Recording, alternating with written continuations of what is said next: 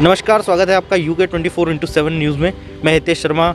आज के इस कार्यक्रम में उत्तराखंड में आगामी 2022 में किसकी बनेगी सरकार, मैं आपका स्वागत करता हूं, अभिनंदन करता हूं। इस समय आज हमारे साथ जो शख्सियत मौजूद हैं उनका नाम है भूपेंद्र कंडारी जी, जो कि बीएड बेरोजगार संघ के प्रदेश प्रवक्ता हैं। स्वागत है आपका कंडारी जी। बहुत बहुत धन्यवाद आपका, आपके चैनल का, जिन्होंने मुझे मौका दिया बोलने का। कंडारी जी, आज का जो हमारा ये कार्यक्रम है, इसमें हमने एक तरह का एग्जिट पोल ही समझ लीजिए, हम लोगों के बीच जाके बात कर रहे हैं, जान रहे हैं कि क्या उनका कहना है। आगामी 2022 के ये जो चुनाव की डेट अब नज़दीक आ चुकी है, आपका चुनाव बिल्कुल करीब है, 14 फरवरी को आपकी वोटिंग डे है, तो आपको क्या कहना है कि अभी तक जो मौजूदा सरकार थी उसका क्या रुख रहा बेरोजगार युवाओं के लिए जो तैयारी कर रहे हैं कॉम्पिटिटिव एग्ज़ाम्स की, और आने वाली सरकार से आपकी क्या आशाएं हैं? दरअसल राज्य बनने के बाद हमने देखा है कि भाजपा और कांग्रेस ने बारी बारी से इस राज्य पर राज किया है, और जहां तक बेरोजगारी की समस्याओं को दूर करने में दोनों ही सरकारें विफल रही हैं। थोड़ा बहुत कदम तो सरकारों ने उठाए हैं, लेकिन उस तरह से कदम नहीं उठाए हैं जिस तरह से आपका कदम उठाने चाहिए थे। जो अभी हाल ही में उत्तराखंड में सरकार है, विगत समय में उस सरकार ने लगातार जो आपका 4 साल तक लगातार कोई भी बेरोजगारों के हित में कोई भी कार्य नहीं किया, और चुनावी वर्ष में इन्होंने लगभग सारे प्रतियोगिता परीक्षाओं के जो एग्ज़ाम हैं उन सबको संपन्न कराने का कार्य किया। इसमें जो बेरोजगार था उसको समझ में नहीं आया कि हमें कौन सा पेपर देना है, कौन सा पेपर नहीं देना है। आप केवल चुनावी वर्ष में अगर एग्ज़ाम कराएंगे तो क्या इससे बेरोजगारों की समस्याओं का समाधान होगा? ये केवल आपका एक चुनावी वर्ष होने के कारण बेरोजगारों को कहीं ना कहीं अपने हित में या अपने पक्ष में प्रभावित करने का आपका ये प्रयास है, तो इससे हम ये नहीं समझते हैं कि इससे आपका बेरोजगारी दूर होगी। तो कंडारी जी, हमारा अगला सवाल मेरा ये है कि जैसे कि चुनाव अभी ये नज़दीक है, तो अभी तक उत्तराखंड को, राज्य को बने हुए 21 साल पूरे हो चुके हैं, तो अभी तक बेरोजगारियों के लिए, कुछ युवाओं के लिए सरकार अभी तक कुछ दे पाई है? मुझे नहीं लगता है कि इन्होंने इस दिशा में सकारात्मक कार्य किए हैं। थोड़ा बहुत विज्ञप्तियां निकलती हैं, लेकिन उससे बेरोजगारों का समाधान नहीं हो सकता है। जिस प्रकार का भौगोलिक परिस्थितियों वाला राज्य उत्तराखंड है, यहाँ पे आपका भारी भरकम उद्योग स्थापित नहीं किए जा सकते हैं। इसीलिए यहाँ पर क्या है कि आपका एक तो सरकारी सेवा में अस्थायी नियुक्ति उत्तराखंड सरकार को देनी चाहिए। जो आपका ये अस्थायी नियुक्तियों के तहत विभिन्न विभागों में पद निकालते हैं, वो प्रक्रिया बिल्कुल गलत है। आपका परमानेंट विज्ञप्तियाँ जारी करनी चाहिए, और जिससे जो प्रतियोगिता परीक्षाओं की तैयारी कर रहे छात्र, उनको आपका अधिक से अधिक अवसर मिल सके, और स्वरोजगार के उत्तराखंड में ज़्यादा से ज़्यादा अवसर यहाँ पे पैदा करना चाहिए। सरकारें प्रयास तो करती हैं, लेकिन उसमें कागजी कार्रवाई इतनी ज़्यादा होती है कि जिसमें बेरोजगार उससे कहीं ना कहीं उन कागजी कार्रवाई को जेल में फंस कर आपका आहत हो जाता है, और वो स्वरोजगार को छोड़कर आपका निजी कंपनियों में या निजी फैक्ट्री में काम करने के लिए विवश हो जाता है।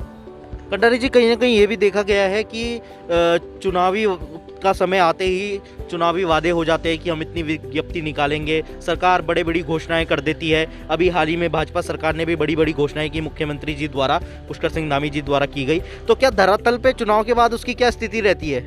दरअसल सरकार जो प्रतियोगिता परीक्षाओं के जो फॉर्म निकालती है, उसमें सरकार हमें कहीं भी गंभीर नहीं दिखाई देती है, क्योंकि एक भर्ती प्रक्रिया को कराने में कम से कम आपका 3 या 4 साल लग जाते हैं। अगर सरकार आपका इस प्रकार का बेरोजगारों की हितैषी होती तो वो एक प्रक्रिया को कम से कम 1 साल के भीतर संपन्न कराती।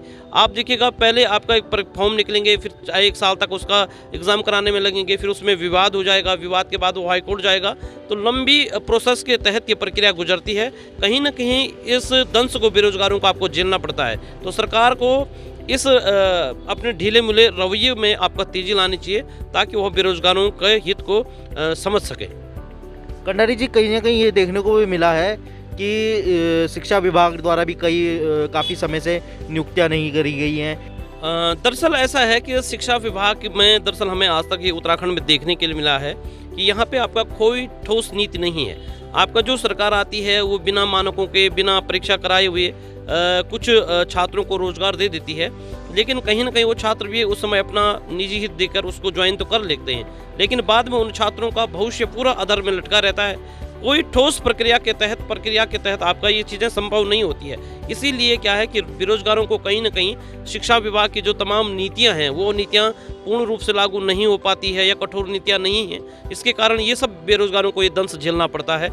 ये हमें हमारे सामने देखने के लिए मिलता है। कंडारी जी, कहीं ना कहीं देखा गया आपने पिछले पूर्ववर्ती सरकार के दौरान भी आपने सचिवालय कूच किया, मुख्यमंत्री आवास कूच किया, आंदोलन तक की नौबत आई, युवा सड़कों पे उतरे जहां युवाओं ने पुलिस के लाठी डंडे तक खाए, पर क्या उन युवाओं को आज तक रोजगार मिल पाया?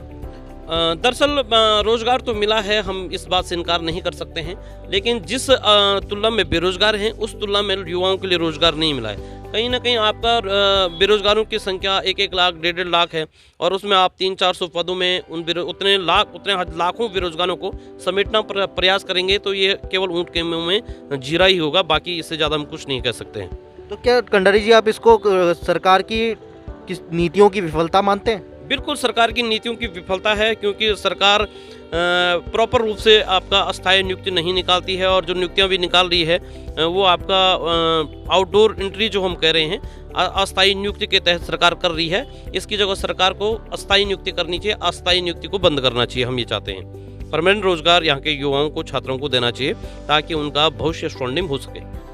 अभी भी एक आप देख रहे होंगे फेसबुक और ट्विटर और इंस्टाग्राम पर सोशल मीडिया हैंडल्स पे काफ़ी वायरल हो रहा था कि एक ही परिवार के 2 छात्र बच्चों के नाम रिजल्ट में, अभी हाल ही के रिजल्ट में घोषित हुए, जिस पे काफ़ी विवाद भी हुआ। तो इस चीज़ को चीज़ को लेकर देखते हैं आप कि या क्या धांधली का भी इसमें मामले आते रहे हैं, रोजगारों के साथ धोखाधड़ी हुई है? इसके बारे में हम जब तक हमारे पास पुख्ता सबूत नहीं है इसके बारे में कुछ कह नहीं सकते हैं। ये आपका जांच का विषय है, और अगर हमारे पास इसके पुख्ता सबूत होते तो इस चीज़ का खुलासा करते, लेकिन ये सोशल मीडिया में चल रहा है, इस पर हम भरोसा नहीं कर सकते हैं कि कौन किस बेस पे और किस बेस पे ये हो रहा है। लेकिन जब तक हमारे पास पूर्ण रूप से सबूत नहीं है तब हम इस बारे में कोई भी बयानबाजी नहीं कर सकते। आपकी अगली जो सरकार बनेगी, चाहे वो भाजपा की बने चाहे कांग्रेस की बने, क्या अपेक्षा रखते हैं? हम चाहते हैं कि जो भी नई सरकार बने, नई सरकार से बेरोजगारों की बहुत ज़्यादा आशा है, और उत्तराखंड में हम देखते हैं कि राज्य बनने के इतने वर्षों के बाद भी जिन सपनों को लेकर उत्तराखंड आंदोलनकारियों ने इस राज्य की स्थापना की थी या इस राज्य को बनाने के लिए सपने देखे थे, वो सपने आज भी पूरे नहीं हो सके। नई सरकार बनेगी, हम नई सरकार से चाहेंगे, चाहे वो भाजपा बने, चाहे कांग्रेस बने या अन्य तीसरी पार्टी बने, वो बेरोजगारों के पक्ष में कहीं ना कहीं सकारात्मक दिशा में कदम उठाए, ताकि बेरोजगारों को आपका अपने जीवन में जो उन्होंने मंजिल, जो सपने देखे हैं, उन सपनों को साकार करने के लिए उन्हें हो सके, अपने परिवार के, अपने समाज के और जो उनके जीवन में लक्ष्य हैं वो अवश्य उस चीज़ को पूर्ण कर सके। धन्यवाद कंडारी जी। धन्यवाद।